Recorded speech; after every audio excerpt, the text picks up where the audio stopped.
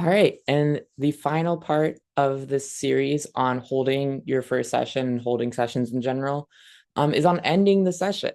Um, so I talked a lot about sort of checking in on comprehension as you went in the last video, but doing a final check for understanding the concepts or problems you covered in that session, but also checking to see if any outside resources are needed.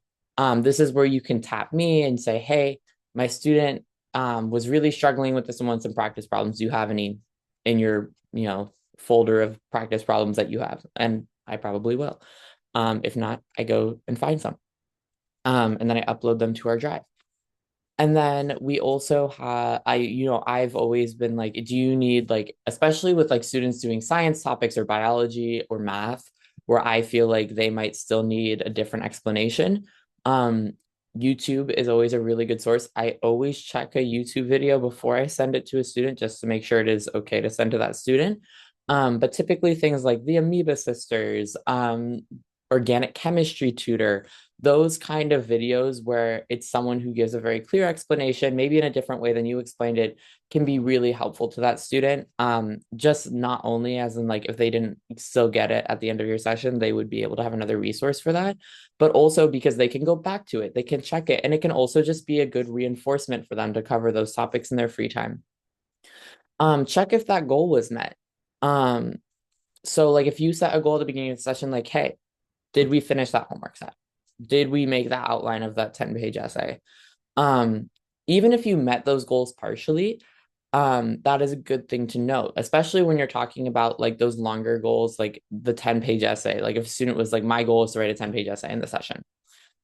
If you met that even partially, make a note of that and be like, okay, it'll inform what's a realistic goal to be setting for the next session and be like, okay, last time we said we were going to write this essay that's 10 pages in an hour.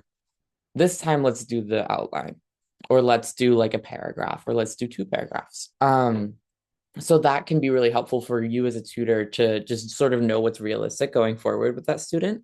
It can also help you track growth. So like if you have a goal, a student can't meet a certain goal at the beginning of tutoring, but towards the end, you might not be writing a 10-page essay in an hour, but you might write like a whole page in an hour or 2 pages in an hour. That can be really helpful to know as you as a tutor that like what you're doing is working. If you're consistently not meeting those goals, you can sort of be like, how can I shift to make sure that we're meeting these goals? So it's good for you to know just so that you can pivot if you need to. Um, Celebrating little wins is always really important, not just for you as a tutor. It's good to sort of maintain that morale and being like, yes, I am, what I'm doing is working. It's also good for the student because that positive reinforcement can really help them stay engaged in sessions.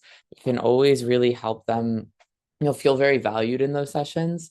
And that's a huge thing for building that rapport, building that trust, and just like, keeping that student coming back to tutoring with you and helping that student succeed in their academic setting, not just with you, but also in the broader outside world.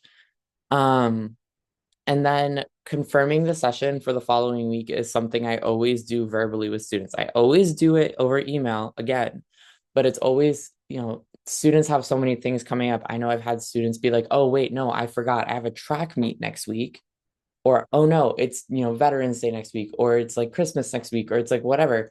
I'm on break next week. So knowing, like confirming that verbally with the student can sort of jog their memory about if there is anything going on next week, they'll let you know there and you can follow up over email and be like, hey, student X said that they had this next week. Do we want to shift the time? Do we want to cancel? What do we want to do? Can just be really helpful so that nothing really falls through the cracks in terms of scheduling, because that can especially happen around the holidays. Things get a little crazy for everyone. So just talking with the student in session, being like, hey, this time next week work? Usually they'll say yes. If it doesn't, they'll let you know. And it's actually a really helpful way to one, keep them involved in the process of their own scheduling and learning, but also like for you as a tutor to make sure that you're following up with any sort of scheduling conflicts that might come up in the next week.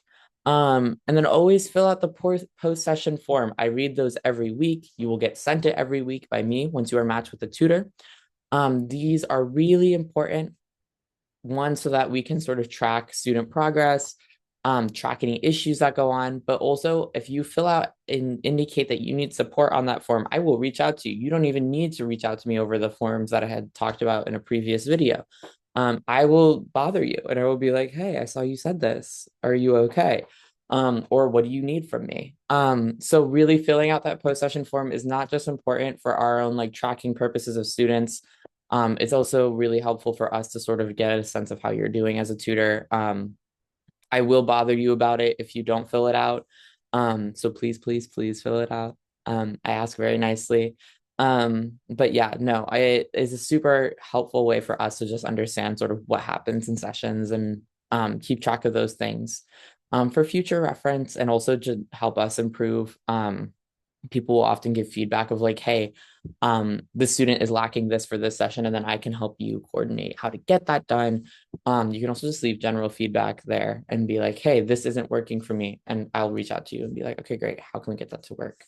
But yeah, so ending the session is really just, checking in on that student, being like, how do you feel this went? Do you have any feedback for me?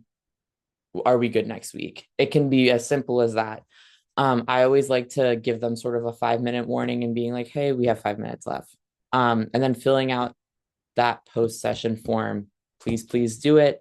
You have to do it, but I ask you to please do it without me hunting you down to do it because I would very much appreciate that. All right. And well, with that, that ends our mini series on starting and holding sessions. If you have any questions about these, please reach out to me over email, Slack, or schedule a meeting with me over Calendly. These are all things you're welcome to talk about with me. And I do just want to say those meetings can be as short as 5 minutes, as long as 30, really as long as you need. I will be there to talk with you through issues that arise during, outside of, and before sessions. All right. Um, Thank you guys so much, and I will see you in the next training session.